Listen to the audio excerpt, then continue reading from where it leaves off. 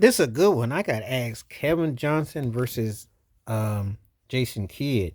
Now, this is a real tricky one. This is another one kind of like the one I did with Iverson and Ray Allen. Let me explain this too. Another example of what I'm doing, I'm getting asked about people that who do I like and who I thought was a better player. I think I like KJ better, that I like better, but Kidd was the better player. Kevin Johnson had crazy athleticism for a guard. I mean, he could score, he could drive, he could leap.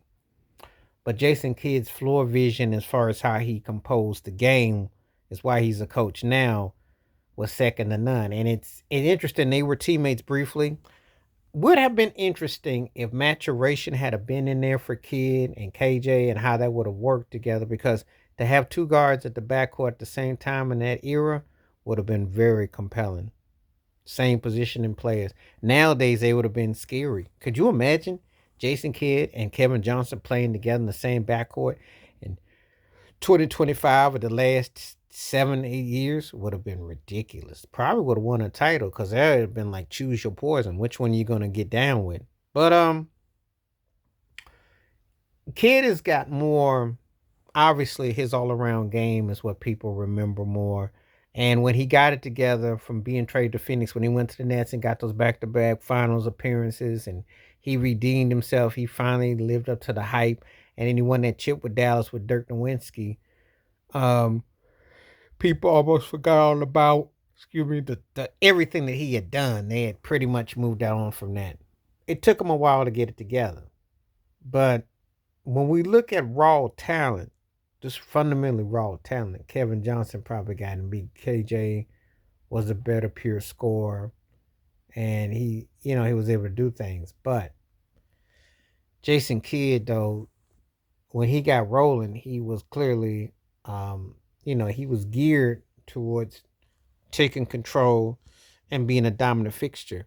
And it says something when you can do that, because it takes work to get to that point where you are the man and you are the truth. So, again, it's no diss, because again, you look how you look at it in totality.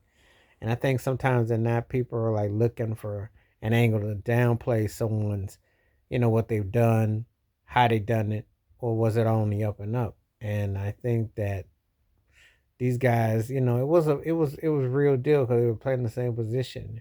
But I think Chris Paul, um, not Chris Paul, I think Jason Kidd loaned himself to that. I was going to use a Chris Paul analogy because they both kind of are like replicas of that style, ironically, shooting outside, learning how to, Kevin Johnson did, Jason Kidd did. But Jason Kidd got better as he got older as outside shooter. KJ could always shoot. I wonder what Kevin Johnson would have been like in the 3 point era, though, when it become more prevalent the way it's been the last 10, 15 years. Would have been interesting. Kidd got it, and Kidd became a really good 3 point shooter after stinking it up and being self checked for most of his career. So, but I think you could do more with Jason Kidd, but I think Kevin Johnson was the guy that was more exciting because he definitely had an aura about him. So it makes a good debate. It's another classic example. I like one for one thing, but I like another for another. That's kind of how I look at it. So um, I think Iverson gets it as far as the game, but as far as ultimately played, I would have to say um, Kidd get the game. But I like Kevin Johnson better on the personal side. I think he's been underappreciated. But tell me what you think. Please like, subscribe, work on thoughts, comments, and I do respond. Thank you. Wash your hands. Keep your mind clear. Watch out for another shitter. If you like, and hit that membership, because when you do request videos like this come true, stay safe, stay blessed, stay woke, stay free. I'm out one time. Peace.